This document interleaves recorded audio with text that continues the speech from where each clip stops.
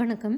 இப்போ நம்ம பலருமே பணம் சம்பாதிக்கிறோம், சேமிக்கிறோம், முதலீடு பண்ணுறோம். ஆனால் அதே நேரத்தில் நிறைய தவறுகளையும் செய்கிறோம். அதை செஞ்சுட்டே இருக்கும்போது நம்ம வாழ்க்கையை அது முழுக்க முழுக்க ஃபினான்ஷியலாக அது பாதிச்சிடும். அப்போது நம்ம நிதி சிக்கலில் மாட்டிக்காமல் இருக்கணும் அப்படின்னு சொன்னால் இந்த 5 தவறுகளை கண்டிப்பாக நம்ம செய்யக்கூடாது. அது என்னென்ன அப்படிங்கிறத தான் இந்த பதிவில் நம்ம பார்க்க போகிறோம்.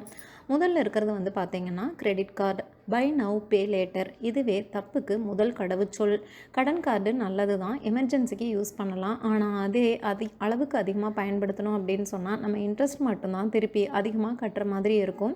ஒரு மாதம் 10,000 செலவுன்னு நினச்சோன்னா 3 மாதத்துக்குள்ளே அது 15,000 ஆகிடும். சில பேர் மினிமம் பேமெண்ட் மட்டும் செய்வாங்க. அது மிகப்பெரிய தப்பு. இன்ட்ரெஸ்ட் கொடுத்து இன்ட்ரெஸ்ட் கட்டுற நிலை, அந்த இன்ட்ரெஸ்ட்டுக்கு காம்பவுண்ட் இன்ட்ரெஸ்ட் கட்டுற மாதிரி இருக்கும். அதனால் எக்காரணத்து கொண்டும் கடன் கார்டை, அதாவது கிரெடிட் கார்டை அளவுக்கு அதிகமாக உபயோகப்படுத்தாதீங்க. எமர்ஜென்சிக்கு உபயோகப்படுத்துறதுல தப்பில்லை.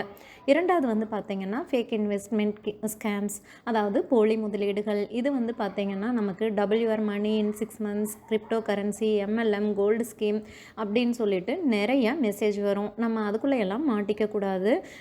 எந்த ஒரு கேரண்டியும் இல்லாமல் வந்துச்சு அப்படின்னு சொன்னாவே நிச்சயமாக ஏதோ பிரச்சனை இருக்கும். அதே மாதிரி எல்லா விஷயமே பொய்யாகாது. பணம் போடுறதுக்கு முன்னாடி செபி, RBI அப்ரூவல் இருக்கான்னு வெரிஃபை பண்ணிக்கோங்க. நம்பிக்கையாக இருந்து பிளைண்டாக நம்ம இன்வெஸ்ட் பண்ணுறதை கண்டிப்பாக தவிர்த்துக்கணும். இதுக்கு நம்மக்கிட்ட ஒரு திட்டம் இருக்கணும். அதனால் போலி முதலீடுகளை கண்டு நம்ம ஏமாறக்கூடாது.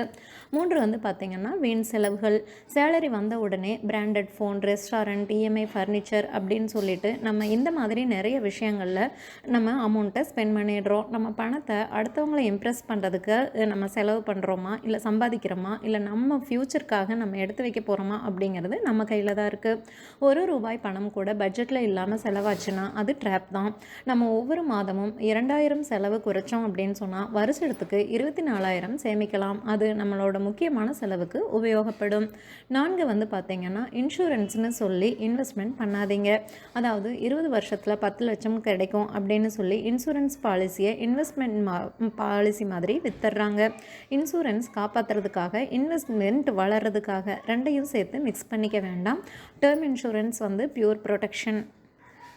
மியூச்சுவல் ஃபண்ட், PPF, FD இதெல்லாம் இன்வெஸ்ட்மெண்ட். இது வேறு அது வேறு, கன்ஃபியூஸ் பண்ணிக்கக்கூடாது. 5 வந்து எமர்ஜென்சி ஃபண்ட் இல்லாமல் இருக்கிற நிலை. மருத்துவ செலவு, வேலை இழப்பு, ட்ராவல் எமர்ஜென்சி இதெல்லாம் ஒரு நாளில் நமக்கு ஒரு எமர்ஜென்சி செலவாக வரும். அந்த சமயம் ஒரு எமர்ஜென்சி ஃபண்டு வச்சுருக்கணும். குறைந்தபட்சம் 3 to 6 மாத சம்பளம் நம்ம கையில் எப்போவுமே எமர்ஜென்சி ஃபண்டாக இருக்கணும். இல்லை அப்படின்னு சொன்னால் நம்ம லோனுக்கு ஓட வேண்டிய நிலை வரும். அதனால் தினமும் ஒரு சிறு தொகை சேமிக்க பழகிக்கோங்க. அதே மாதிரி ஆஃபர்ஸ்னு வந்தாவே அவசியமாக வாங்கணும்னு இல்லை. நமக்கு கண்டிப்பாக அந்த பொருள் வேணும் அப்படின்னு சொன்னால் மட்டும் வாங்கினால் போதுமானது. அதே மாதிரி ஃபஸ்ட்டு சேலரியிலேருந்து பட்ஜெட் செய்கிறதுக்கு பழகிக்கோங்க. ஃபினான்ஷியலி நம்ம வந்து லிட்ரஸியாக இருக்கிறதுக்கு பழகிக்கிறது ரொம்பவுமே நல்லது. நீங்கள் 10,000 சம்பாதிச்சாலும் பரவாயில்லை, அதில் 2,000 சேமிச்சிங்கன்னா நீங்கள் வெற்றியாளர். இது நம்ம பணத்துக்கு நம்ம பொறுப்பு காட்டுற ரீதியிலான பயணம். நீங்கள் இந்த ட்ராப்பில் மாட்டாமல் இருந்தீங்கன்னா ஃப்யூச்சர் நிச்சயம் பிரைட் தான். அதனால் இந்த 5 விதமான தவறுகளை உங்கள் வாழ்க்கையிலேருந்து நீங்கள் விலக்கிக்கிட்டீங்க அப்படின்னு சொன்னாவே கொஞ்சம் கவனமாக இருந்தால் நம்மளால் நிறைய அளவு நம்மளை மாற்றிக்க முடியும். பயனுள்ளதாக நம்மளோட சம்பள பணத்தை மாற்றிக்க முடியும். மேலும் தகவல்களுக்கு சேனலை சப்ஸ்கிரைப் பண்ணுங்கள். தேங்க்யூ.